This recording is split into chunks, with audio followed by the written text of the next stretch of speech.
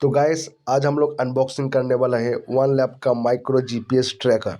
तो दोस्तों मैं आपको लाइव ट्रैक करके दिखाऊंगा क्या इसका ट्रैकिंग एक्यूरेट है या नहीं। तो दोस्तों कुछ बेसिक इन्फॉर्मेशन दिया हुआ है और कुछ फीचर्स वगैरह भी आप देख सकते हो। तो दोस्तों जब भी आप इग्निशन ऑन करोगे तब भी आपका वन लैप की तरफ से एक नोटिफिकेशन आ जाएगा अपने फ़ोन पे। तो दोस्तों आप देख सकते हो बाइक लेके निकल चुका है। मैं आपको इसको लाइव ट्रैक करके दिखाऊंगा कितना एक्यूरेट है या नहीं। तो वीडियो को लास्ट तक बने रहिए।